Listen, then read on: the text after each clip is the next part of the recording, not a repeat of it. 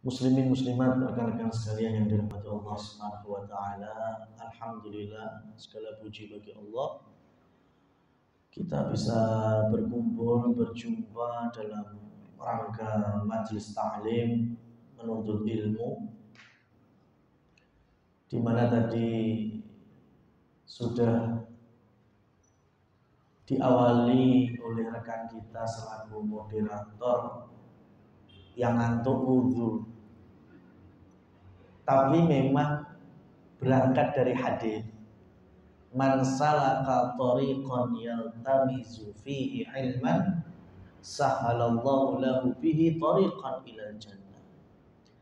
Jadi siapa saja yang mempermudah baginya untuk menuntut ilmu, datang di majelis ilmu dengan berbagai macam pahala dan keutamaannya, ada malaikat rahmat, ada ketenangan, bahkan ujungnya adalah surga Allah. Artinya ketika kita berada di majelis ilmu, karena menuntut ilmu adalah kewajiban dan masuk kategori kunci surga, narasi hadisnya Nabi SAW adalah siapa yang ada di majelis ilmu. Nabi tidak menyampaikan siapa yang paham, enggak. Rasul enggak menyampaikan siapa yang mudeng nuntut ilmu, enggak. Rasul hanya menyampaikan siapa yang datang di majelis ilmu. Ini kan sebetulnya memotivasi kita. Jadi kalau pagi ini kita duduk saja, mikirin mungkin mau ki kompor harus dipateni apa ngono ya. Pikirnya macam-macam. Ya, rekan-rekan yang laki-laki yo sama, ya, punya pikiran apa. Ketika kita ngaji hari ini, atau mungkin ya tadi duduk aja mbuh kuwi tekluk ngantuk, ya. Itu masih masuk kategori mendapatkan keutamaan. Karena Rasul nggak menyampaikan kudu fokus perhatian sampai mudeng. Cuma hadir saja dapat keutamaan. Cuma bukan berarti saya menyarankan ya wis nglamuno, ya, teklak-tekluk, enggak. Artinya yang bisa paham, perhatian dan mengambil segala pelajarannya itu yang lebih sempurna. Tapi ini sebagai motivasi kita supaya semangat dalam menuntut ilmu, modal lungguh wae. Ya, pikirannya kemana-mana aja masih dapat fadilah atau keutamaan pahala menuntut ilmu. Apalagi kalau lebih daripada itu.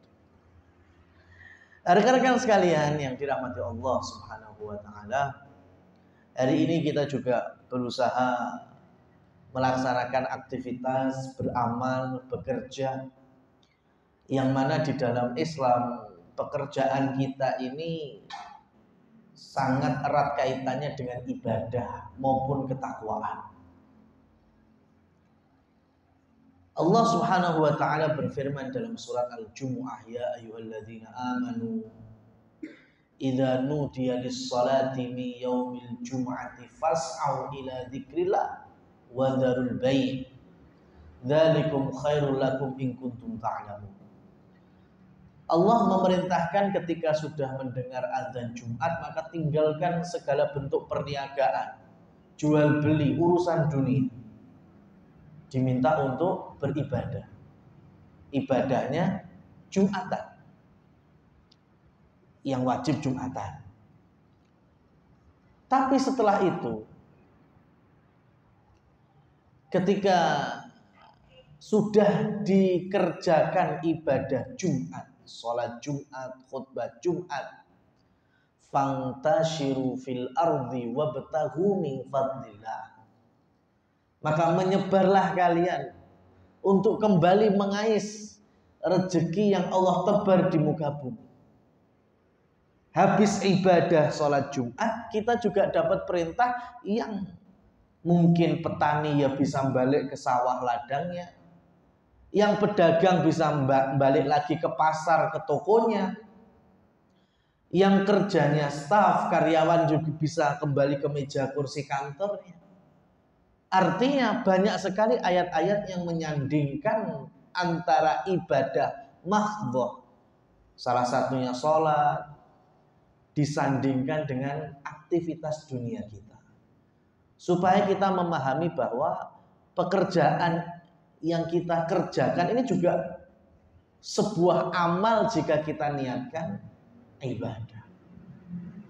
Maka syariat memberikan beberapa poin-poin pentingnya, termasuk celah-celah untuk menjauhkan diri kita terhadap kemungkaran maupun laknat Allah Subhanahu wa taala. Nah, di dalam syariat Islam itu ada kaidah, ada rumus yang dikenal dengan syaddud dzari'ah, atau biasanya dijamakkan menjadi syaddud dzara'i'. Definisi mudahnya adalah menutup celah agar terhindar dari kerusakan atau kemungkaran yang jauh lebih besar. Kenapa Allah Subhanahu wa taala ketika mengharamkan perzinahan, Allah berfirman wala taqrabuz zina, janganlah mendekati perzinahan. Artinya segala bentuk amal-amal atau program-program yang di sana mengarah kepada perzinahan jadi haram semuanya. Supaya kita nggak jatuh kepada bentuk perzinahan yang betul-betul zina. Kenapa khamr yang sudah pernah kita bahas juga itu haram hukumnya? Karena dengan orang itu mabuk, maka dia mudah sekali melakukan berbagai macam kemaksiatan. Makanya khamr dilarang. Dan di zaman Umar bin Khattab radhiyallahu taala anhu, beliau beberapa kali melakukan kaidah ini.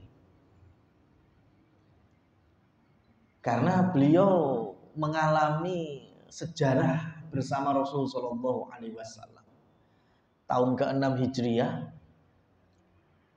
beliau menemani Rasul bersama 130-an sahabat lainnya berangkat dari Madinah menuju Mekah. Mau apa? Kangen umroh, kangen tawaf. Karena sudah 6 tahun di Madinah, meninggalkan kota Mekah. Nah, sebelum masuk kota Mekah ternyata Rasulullah Shallallahu Alaihi Wasallam dihadang oleh orang-orang Mekah Quraisy itu di suatu kampung yang disebut dengan Hudaybiyah. Sampai hari ini masih ada wilayah Hudaybiyah. Jadi belum sampai masuk Mekah, Rasul dihadang, nggak boleh masuk Mekah, dilarang masuk. Sampai nanti ujung-ujungnya ada perjanjian antara kubu Madinah, yaitu kubu Rasul Shallallahu Alaihi Wasallam, dengan orang-orang Mekah. Ali bin Abi Thalib yang menulis perjanjian itu. Isinya muslimin tahun itu nggak boleh umroh, bolehnya tahun ngarep. Itu pun hanya sebagian saja, nggak boleh bawa senjata, dan umroh serta tinggal di Mekah maksimal 3 hari. Ditulis oleh Ali bin Abi Thalib tahun ke-6 itu. Dan Rasul Shallallahu Alaihi Wasallam ngelegakne sahabat, karena sahabat saat itu nggak terima, ini perjanjian yang berat sebelah. Tapi Rasul nggak, sudah sabar. Allah akan ganti yang lebih baik. Kemudian turunlah surat ayat pertama dari surat Al-Fatah. Inna fatahna laka fatham mubina. Kami akan anugerahkan kepada kalian kemenangan yang gemilang. Itu Rasul sumpah semua para sahabat supaya mau balik ke Madinah, taat kepada Rasul Shallallahu Alaihi Wasallam di sebuah pohon, di bawah pohon, yang kemudian pohon itu dikenal dengan Bai'atur Ridwan, pohon yang Rasul membaiat semua para sahabat balik Madinah, nggak jadi umroh di tahun ke-6 itu. Ternyata 2 tahun berikutnya janji Allah terkabul, terjadi kenyataan. Muslimin 10.000 masuk Mekah, mampu menaklukkan kota Mekah. Nah, sehingga perjanjian Hudaybiyah atau Bai'atur Ridwan ini menjadi sejarah besar dalam peristiwa hidupnya Rasul Shallallahu Alaihi Wasallam. Rasul wafat diganti oleh Abu Bakar.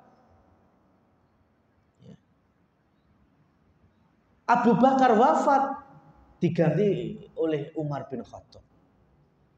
Kepemimpinan Umar bin Khattab di waktu itu mendapatkan laporan.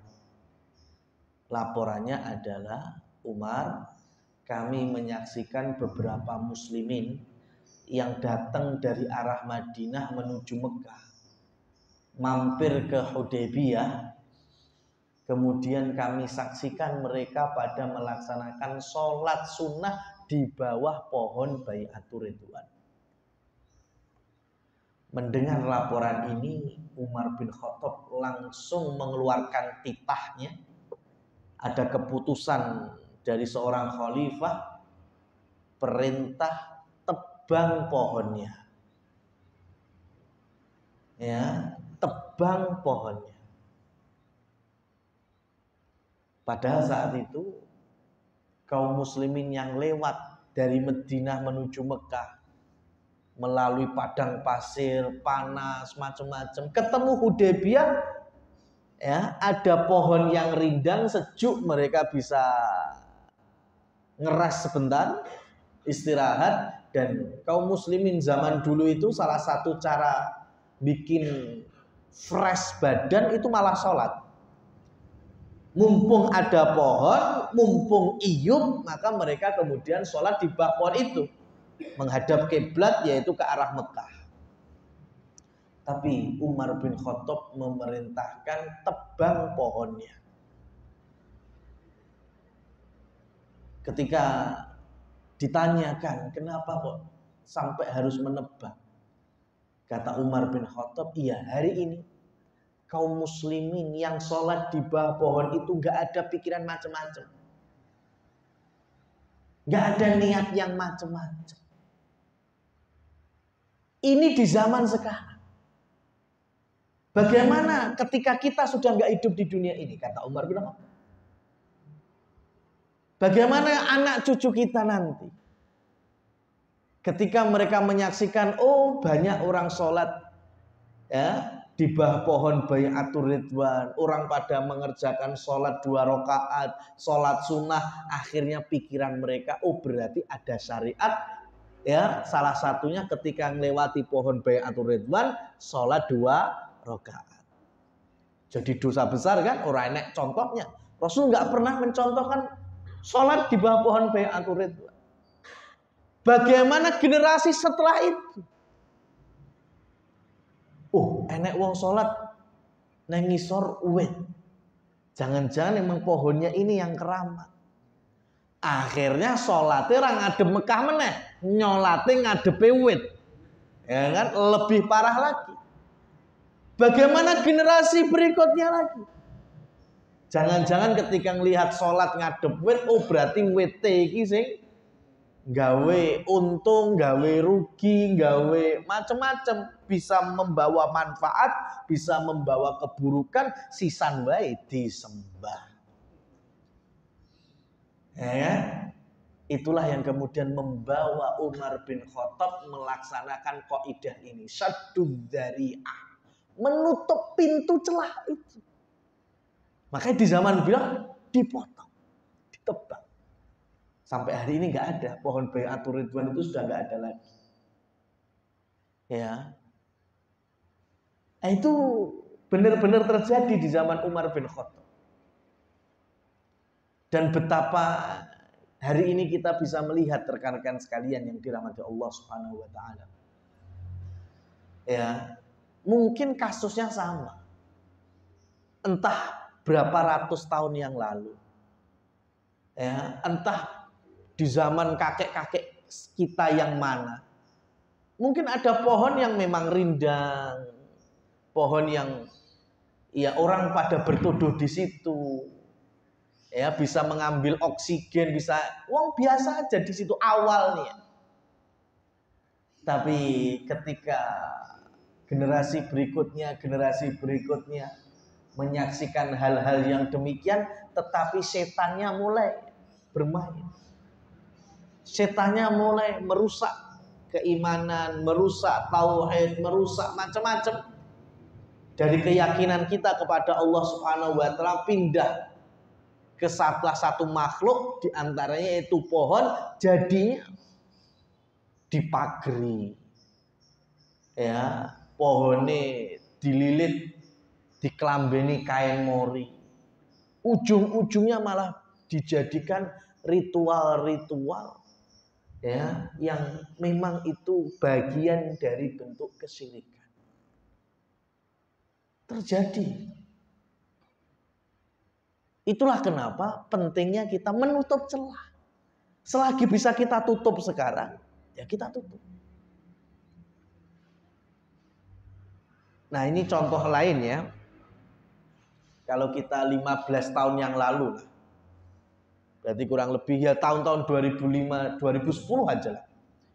2010 itu seingat saya, itu kalau kita umroh, kemudian ziarah ke kota Nabi, ke Madinah, kemudian ke Uhud.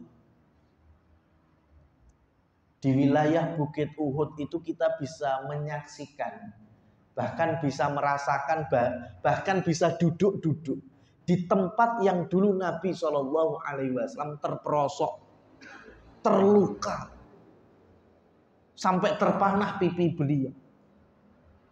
Kemudian dibopong, ditetah oleh beberapa sahabat untuk masuk cepitan bebatuan, ya kayak gua cilik itu aja.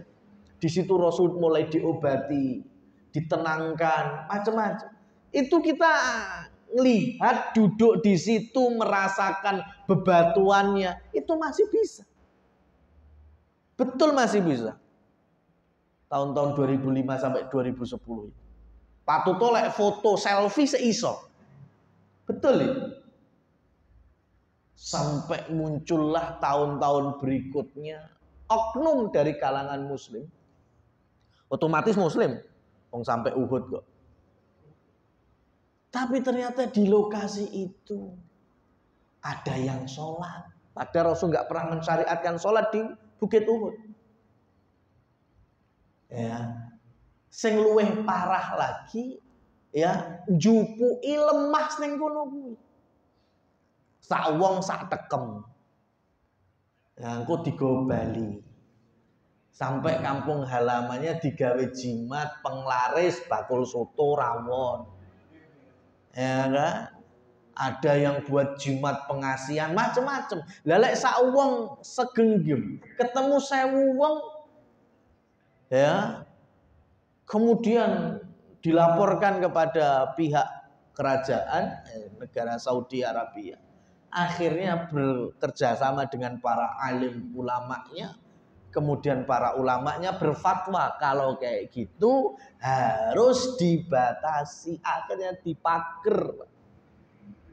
Yang hari ini kita nggak bisa dengan mudah menyaksikan itu karena wis dipageri.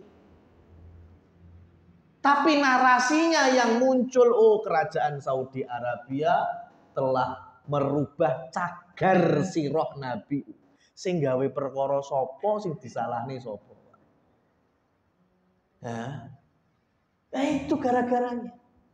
Coba kalau muslimin kuat imannya, akidahnya, nggak macem-macem, nggak punya pikiran yang aneh-aneh gitu. Sampai hari ini kita masih bisa menyaksikan, bisa duduk di tempat yang dulu Rasul juga duduk di Uhud. Cuma jangan lebay. Tapi yang namanya setan halus dia. Ya. Bahkan ketika Rasul turun dari Taif menuju Mekah itu beliau berdakwah dengan bangsa jin. Yang kemudian sebagai memorial ini kerajaan Saudi Arabia membangun masjid di tempat yang Rasul dulu berdakwah dengan bangsa jin, yang akhirnya masjidnya pun dikenal dengan Masjid Jin. Tapi ketemu jamaah kita, sebagian kaum muslimin, ya datang sholat ke sana, taunya ini masjid jin, sing bangun biyen jin. Akhirnya sampai di Indonesia muncul beberapa masjid yang dikenal dengan Masjid Tiban. Wingi ora enek kok saiki ujug-ujug enek, sing bangun mambungi jin. La haula wala quwata illa billah. Lagi-lagi sama modusnya. Diambil itu tanah-tanah sekitar Masjid Jin itu.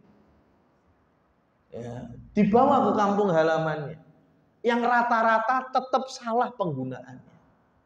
Mesti dipikirkan yang macam-macam. Sehingga tawakal kepada Allahnya itu hilang. Malah berpasrah dengan tanah dari Masjid Jin. Ujung-ujungnya kerajaan Saudi Arabia menutup Masjid Jin untuk umum. Gak boleh lagi kita sholat di dalamnya.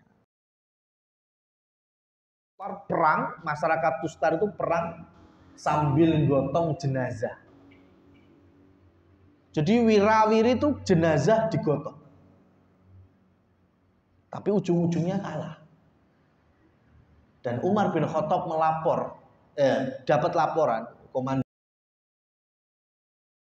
ini. Siapa jenazah ini yang kalian agungkan? Mereka nggak bisa jawab. Yang penting kakek moyang kami ya seperti ini yang mereka lakukan. Loh, lah ini sudah berapa tahun bersama kalian? Mereka menjawab kurang lebih 300-an tahun bersama kami. Nah, Umar bin Khattab langsung ingat. Dahulu Rasul Shallallahu Alaihi Wasallam bersabda, akan ada dari manusia terbaik umatku yang akan menguburkan salah satu nabi yang belum terkubur hari ini. Nah, Umar langsung yakin, apa ini kenyataan dari sabda Rasul Shallallahu Alaihi Wasallam. Umar memerintahkan dibuka peti jenazah itu. Diangkat jenazahnya, ternyata di dalam peti jenazah itu ada lembaran-lembaran Injil. Dan itu lebih meyakinkan Umar karena Rasul menyampaikan hal itu. Detail sekali Rasul menyampaikan. Oh, berarti inilah yang disebut oleh Nabi Muhammad jenazah Nabi dari kalangan Bani Israel yang belum sempat terkuburkan, yaitu Nabi Daniel. Jadi bangsa Bani Israel itu dulu punya para nabi dan rasul, di antaranya Nabi Daniel yang berdakwah ya di wilayah Persia itu, yang hari ini masuk wilayah Iran. Di Tustar itu berdakwah dan ternyata wafat di sana. Nah, orang-orang itu selagi mereka mendapatkan musibah, paceklik, penyakit, bahkan peperangan, mereka biasa mengeluarkan jenazah itu sebagai tawassulan, sarana doa mereka mengangkat berbagai macam musibah, dan Allah kabulkan itu. Ya, ketika paceklik ditokni jenazahnya Nabi Daniel tadi subur. Ketika ada penyakit bala, ya, dikeluarkan jenazah Nabi Daniel, sembuh, hilang penyakit balaknya dan lain seterusnya. Maka mereka yakin yang mendatangkan manfaat dan maldharat ini jenazah orang yang mulia ini. Maka mereka agungkan itu. Lah Umar bin Khattab tahu ini Nabi. Karena jasad Nabi dan Rasul tidak akan pernah rusak. Maka kemudian malam harinya Umar bin Khattab memanggil komandan-komandan batalion militernya itu dan memerintahkan galilah kubur sebanyak 13. Dan kuburkan Nabi Daniel salah satu dari 13 kuburan itu. Betul, dikerjakan. Malam itu dikubur di salah satu kuburan atau liang lahat dari 13 yang dibuat. Dan keesokan harinya masyarakat Tustar sudah nggak bisa melihat lagi jenazah Nabi Daniel karena sudah dikuburkan. Tapi mereka bingung karena Umar bin Khattab telah mengecoh masyarakat Tustar, ya, supaya mereka tidak mengagungkan kembali manusia yang mulia, yaitu Nabi Daniel alaihissalam. Kalau masih ada wujudnya saja, mereka agungkan, mereka jadikan sebagaimana haknya Tuhan. Apalagi kalau sudah dikuburkan, mesti kuburannya digoleki. Ya, kalau sudah ketemu mereka akan mengagungkan lagi kuburannya Nabi Daniel. Oleh karena itu, cara mengecohnya Umar yaitu dibikin 13 kuburan. Yang salah satunya yang ada Nabi Danielnya. Akhirnya masyarakat bingung kan, wis gak usah sisan lagi. Itu di zaman Umar bin Khattab. Tapi hari ini 13-13-nya rame. Aneh tau Mas. Hari ini di Iran 13-13-nya itu ada plangnya semuanya, pengakuan di sini ada Nabi Daniel. Kalau bahasa kita itu di sini petilasan Nabi Daniel. Itu kalau bahasa kita. Lek ngomong kuburan, mereka takut lek dibongkar tenan jebule ora enek. Maka cara amannya petilasan. Gitu jamaah yang dirahmati Allah Subhanahu wa taala. Jadi apa yang telah dilakukan oleh Umar bin Khattab hari ini kenyataan. Umar menutup celah supaya tidak diagungkan. Hari ini malah teluas-teluasannya rame kabeh. Aneh tau, padahal kursi tok kok sing bener. Iki telulasnya rame. Sama kayak gua Ashabul Kahfi. Al-Quran tidak menerangkan, Rasul juga tidak menjelaskan di mana letak persisnya. Maka hari ini ada 7 tempat yang diyakini Ashabul Kahfi tidur dan Allah tidurkan di dalamnya. Pitu-pitu nih rame, aneh. Ya, itulah fungsi ketika kita mencoba menutup celah, ya, supaya terhindar dari dosa yang lebih besar. Mosok sampai ada anekdot, ya mbuh bener mbuh ora, tapi kan ada cerita orang buang sampah sembarangan itu. Wis dikai plang opo wae ra mandi. Ya, dilarang buang sampah di sini, tetap wong padha gua. Sesuai diganti nih. Yang buang sampah di sini sama dengan anjing, tetap yo kebak. Ya kan, ganti lagi. Yang buang sampah semoga sakit gak mari-mari. Gak ngaruh.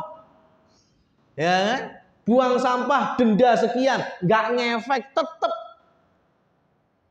Ya, akhirnya diresiki, ya, sama petugas, habis bersih kemudian dibikin gundukan, kayak gundukan tanah kuburan, dikai maisan-maisanan, ya, baru kemudian di sini makam keramat resik, Mas. Ora enek neh wong sing guak sampah nang kono. La haula wala quwata illa billah. Mosok kita sampai harus seperti ini. Ya, mudah sekali kita ini mengagungkan kuburan, meskipun itu orang soleh, bahkan meskipun itu Nabi Muhammad Sallallahu Alaihi Wasallam. Kita muliakan beliau dengan cara mengamalkan ajarannya, bukan kemudian mempertuhankan beliau. Ya, dengan mengagungkan kuburannya, enggak. Kita ke Madinah, yang lebih utama adalah sholat di Masjid Nabawinya. Baru kemudian bonusnya ketika kita mau keluar, karena kita melewati kuburan Nabi, maka kita bersolawat kepada Rasul. Jadi penekanannya di mana? Sholat di Masjid Nabawi. Baru kemudian sisan ziarah kubur beliau. Bukan ziarah kubur dulu, malah ranate sholat di Masjid Nabawi. Ini aneh sekali. Ini syaddud dzari'ah. Mencoba menutup celah supaya tidak terjadi dosa atau kemungkaran yang lebih besar, termasuk dalam hal kita bermuamalah. Ya. Rasul Shallallahu Alaihi Wasallam di salah satu ceramah haji wadaknya, haji wadak di bulan Dzulhijjah, ya, tanggal 9 Dzulhijjah pas Arafah, Rasul Shallallahu Alaihi Wasallam menyampaikan mulai hari ini ya mutlak haram, dilarang, tidak boleh lagi kaum muslimin melaksanakan model riba Abbas bin Abdul Muttalib. Rasul pakai pamannya riba Abbas bin Abdul Muttalib. Abbas bin Abdul Muttalib itu paman Rasul, otomatis dari Bani Hashim, Quraisy, suku Arab terhormat dan paling mulia saat itu. Dan Abbas bin Abdul Muttalib terkenal hartawan, kaya raya. Ini sebagai perwakilan saja. Kata Rasul, mulai hari ini mutlak riba Abbas sudah nggak boleh lagi. Yang dimaksud aslinya riba jahiliyah. Tapi Rasul memberikan narasinya itu dari keluarganya. Karena dulu Abbas bin Abdul Muttalib karena orang kaya, ya sering menghutangkan atau memberi piutang kepada orang-orang itu. Dan Abbas termasuk pelaku riba jahiliyah. Sehingga kemudian nanti yang turun ayat paling panjang di dalam Al-Quran, ya, yang ada di akhir-akhir dari surat Al-Baqarah itu. Idza tadayantum bidainin ila ajalin musamma faktubuh. Tapi sebelum itu Allah Subhanahu wa taala juga berfirman. Ya, ini kalau ada si A sama si B. Si A yang butuh, si B yang ngutangi. Si A butuh duit diutangi sama si B. Ada perjanjian di sana. Kapan kamu lunasi? Kata si A 2 bulan lah contohnya. Ya, dan ketemu 2 bulan berikutnya si B nagih, si A belum mampu. Ya, belum mampu untuk melunasi karena tuntutan kebutuhan dan lain seterusnya. Maka turunlah ayat ini. Wa in kanat du usratin fanadhiratun ila maisarah. Jadi kalau engkau wahai si B melihat si A kok ternyata masih belum mampu untuk melunasi, maka Islam ini syariatnya Rasul Shallallahu Alaihi Wasallam, maka berikanlah kemudahan. Apa itu kemudahannya? Kasih tenggang waktu. Ya sudah, sanggupmu kapan? Oh 2 bulan lagi, ya sudah. Maka orang yang semacam ini seperti si B yang memberikan kemudahan, yaitu tempo waktu kembali.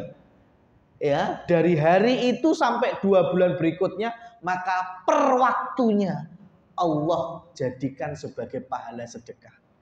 Ngasih temponya itu dalam Islam dinilai sebagai sedekah. Kalau 2 bulan berarti 2 bulan berturut-turut itu dapat pahala sedekah si B-nya tadi. Karena sudah luwes ngasih waktu tempo untuk pelunasan. Nah, sebelumnya yaitu di jahiliyahnya modelnya nggak semacam ini. Kalau si A punya kebutuhan sehingga belum bisa ngelunasi, maka si B akan memberikan tempo. Ya wis, kapan kamu sanggupnya? 2 bulan lagi. Oh ya sudah, nggak apa-apa 2 bulan lagi. Tapi yo kayak dendong, penak men, ya kan? Nah ini yang disebut riba riba jahiliyah. Ya, dikasih keluasan tapi tetap enek denda. Itu yang dilarang oleh Rasulullah SAW. Lah, sistem seperti ini kalau bukan orang beriman nggak bakal nyambung, nggak bakal masuk. Kenapa? Kalau dilihat dari ilmu ekonomi dunia mesti rugi. Lho kowe lho kudu nglunasi dina iki ora mbok lunasi. Malah njaluk rong sasine. Ya kan? Ya itu kan ilmu ekonomi dunianya rugi no, ora disaur-saur. Maka yang harus punya itu orang beriman kayak gini. Tadi ayatnya wa in kana du usratin fanadhiratun ila maisarah. Ya wis lah ra apa-apa. Ya tak enteni rong sasine nek sanggupmu rong sasine. Nah itu selama 2 bulan terhitung amalan sedekah bagi si B. Nah itu tanpa harus dikeluarkan denda. Nah ini coba sekarang sistem mana yang bisa punya seperti ini kecuali sistem Islam. Kalau mengatasnamakan Islam tapi masih seperti ini, berarti itu Islam abal-abal.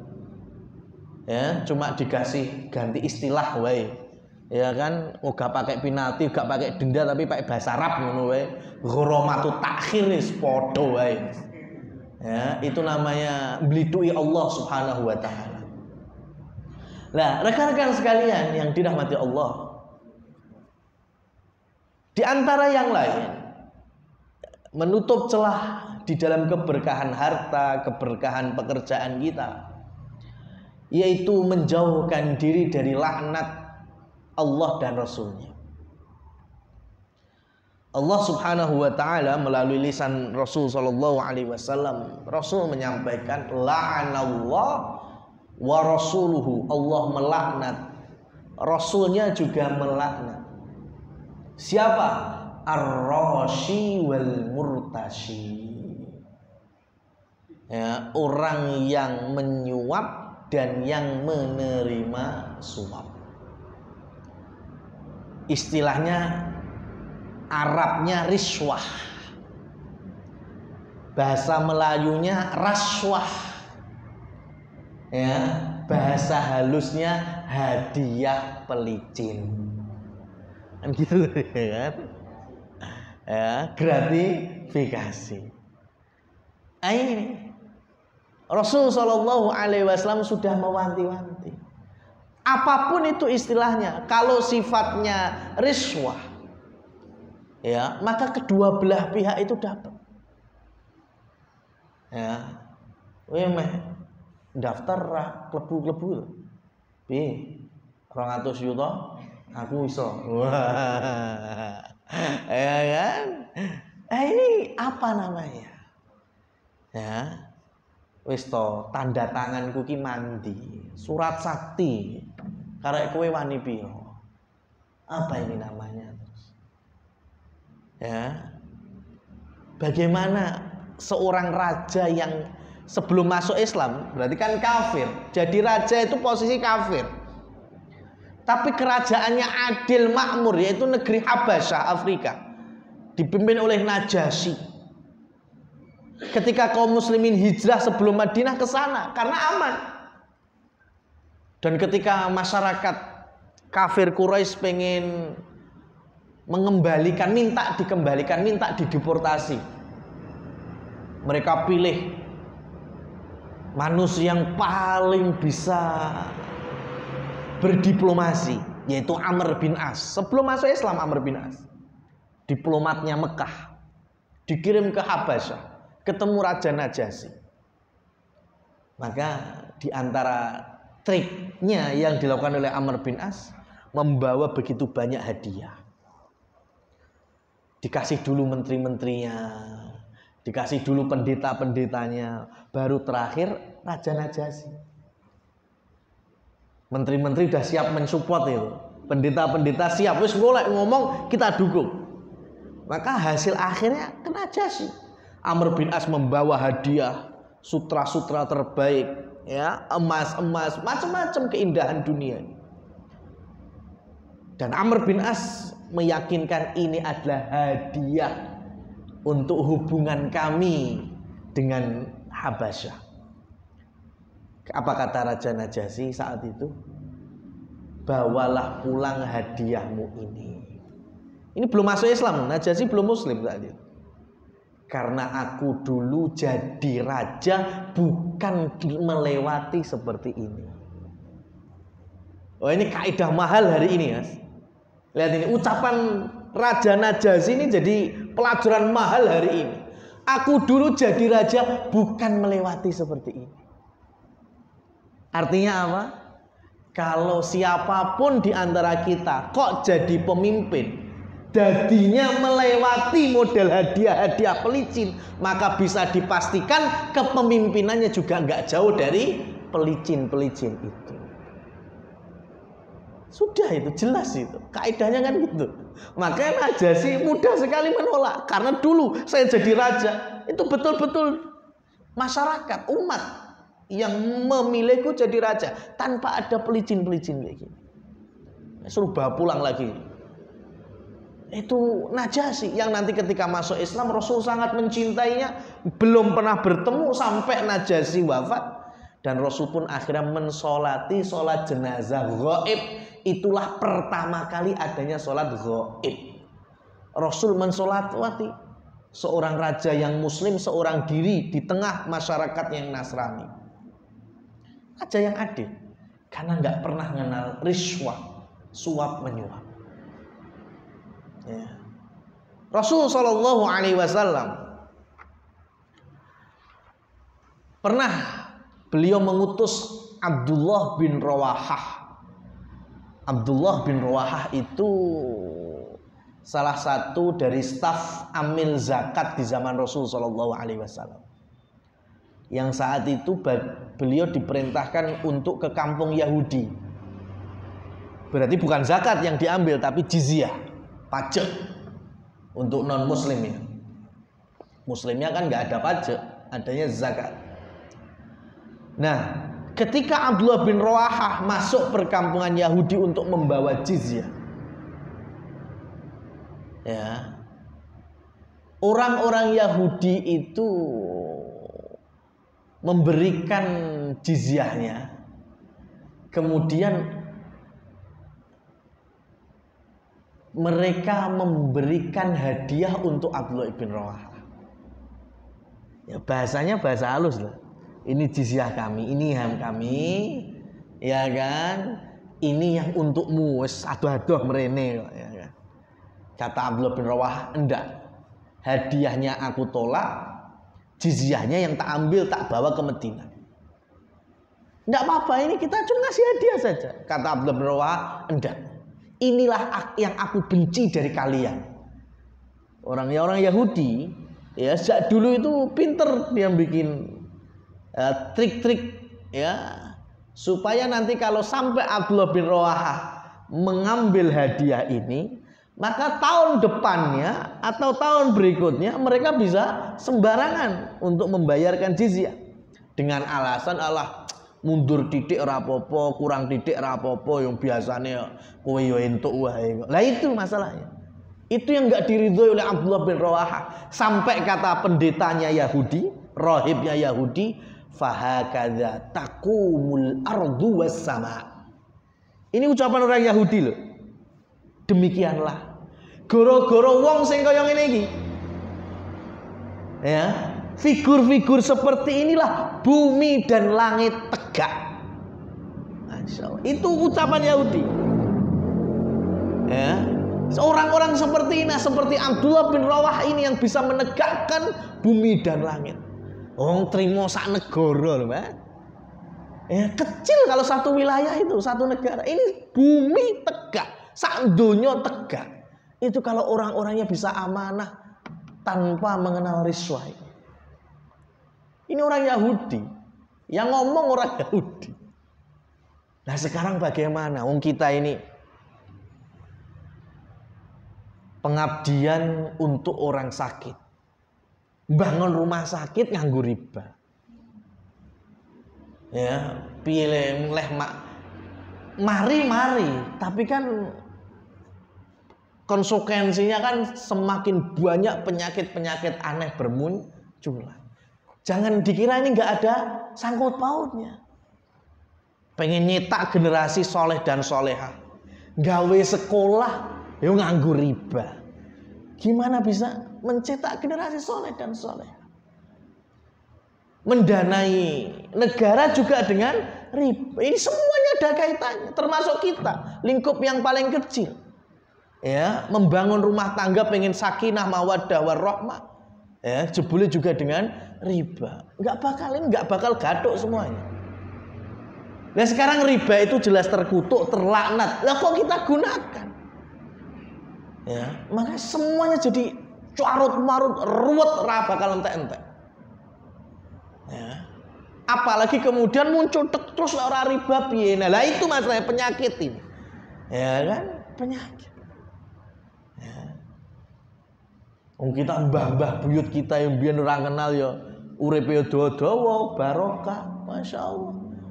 Semana rukun. Ya. Tapi banyak sekarang goro-goro malah riba, persaudaraan hilang, ya, tetangga nggak akur dan lain seterusnya. Dikira nggak ada sangkut pautnya, ada. Itu contohnya Abdullah bin Rawahah. Ada lagi contoh Ibnu Lutbiyah. Ibnu Lutbiyah ini juga sahabat, sama staf pajaknya dan zakatnya yang diperintah oleh Rasul Shallallahu Alaihi Wasallam. Pernah ke Bani Sulaim mengambil zakat mal. Sama masyarakat Bani Sulaim dikasih zakat mal mereka, sama kasih hadiah juga kepada Ibnu Lutbiyah. Sampai Madinah Ibnu Lutbiyah, jenenge sahabat itu jujur-jujur, disampaikan kepada Rasul, plek, ya Rasul, ini zakatnya Bani Sulaim. Dan ini kata Bani Sulaim ini untukku karena wis adu-adu tuh laporan sih. Dan laporannya saya plek jujur.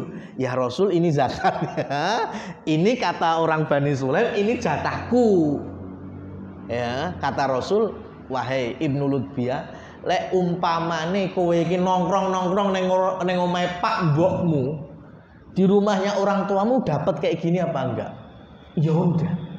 Lah kamu dapat seperti ini karena apa? Ya karena saya ngambil zakat mereka. Lah itu permasalahannya itu. Karena mereka mengenalmu mengambil harta mereka, maka mereka memberikan hadiah supaya nanti ke depannya, ya, ketika mereka tidak lagi membayar utuh, tidak lagi punya alasan dan lain seterusnya, kamu yang jadi senjatanya. Kan sudah dikasih hadiah, mosok sih, ya, narik-narik terus. Ini zaman sahabat masih jujur ini laporan. Hari ini kita yang diberikan tanggung jawab untuk amanah itu dan kembali untuk menjauhkan diri dari segala bentuk laknat, ya, dan sesuatu yang Allah serta Rasul Shallallahu Alaihi Wasallam kutuk dan cela, diantaranya yaitu suap menyuap. Dan semoga Allah Subhanahu Wa Taala menjauhkan kita dan mengistiqomahan kita, memberikan kita qanaah, rasa cukup dari harta yang Allah ataupun rezeki yang Allah berikan. Allahumma amin. Demikian materi yang bisa kami sampaikan. Kita kembalikan ke moderator, barangkali ada yang bertanya. Monggo dari kalau ada pertanyaan seputar materi hari ini atau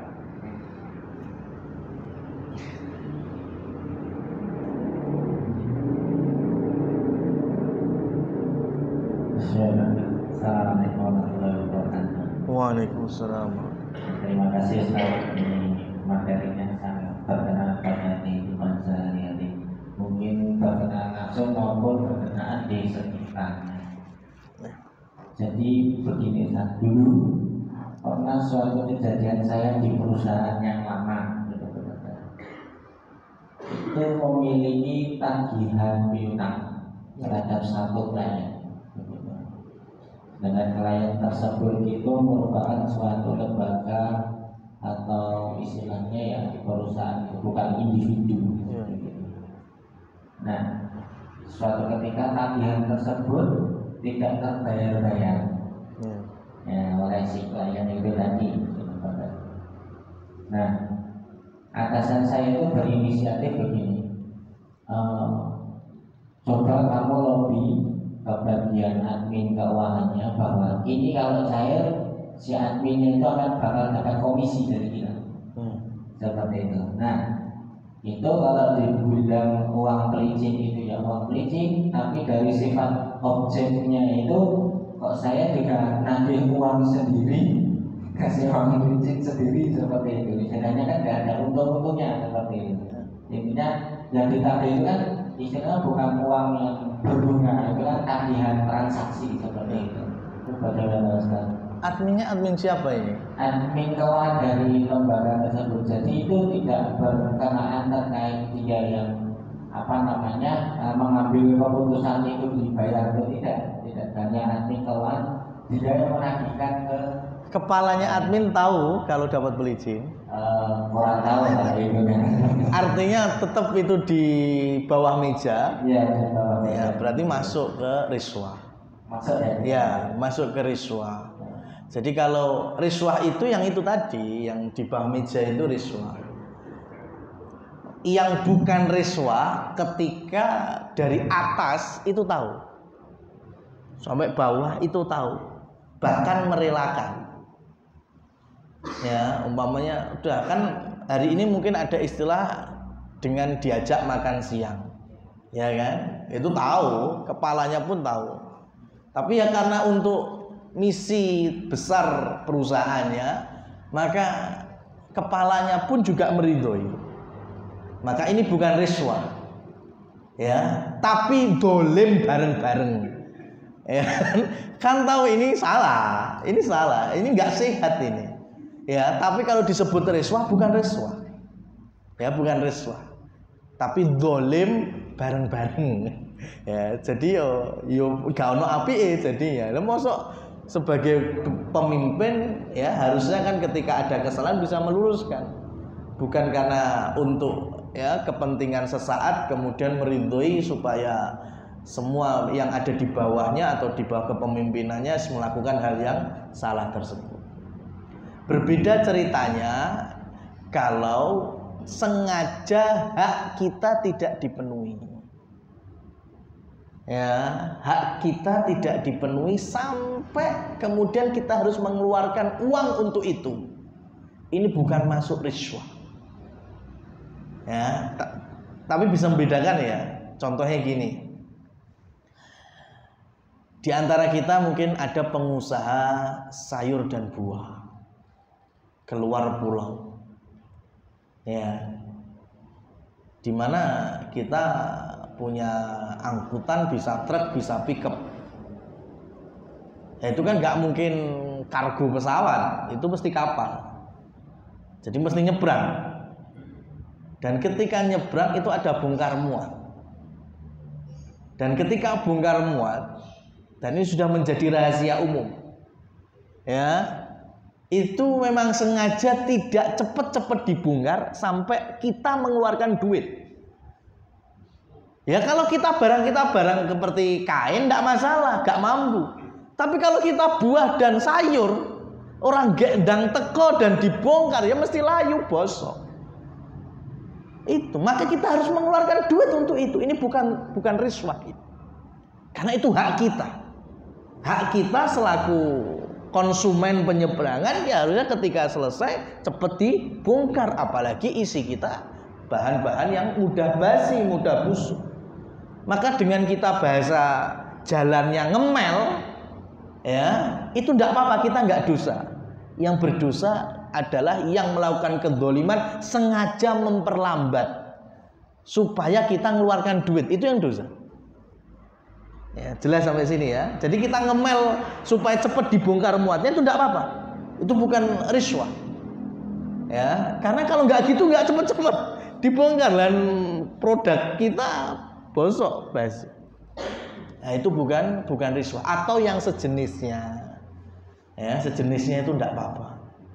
Ya, tapi kalau memang sebagaimana yang kita pahami sebagai suap menyuap, sogok menyogok, ya itu yang mendapatkan laknat Allah dan Rasulnya. Jadi terkait dengan tadi itu, ya hitungannya karena ada komisi ya tetap riswah gitu.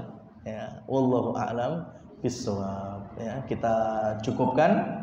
Ya, semoga Allah Subhanahu wa taala memberkahi harta dan waktu serta ilmu kita. Kita baca doa kafaratul majlis. Subhanakallahumma wa bihamdika asyhadu an la ilaha illa anta astaghfiruka wa atubu ilaik. Wa akhiru da'wana alhamdulillahirabbil alamin. Wabillahi taufiq wal hidayah dari kami pribadi. Assalamualaikum warahmatullahi wabarakatuh.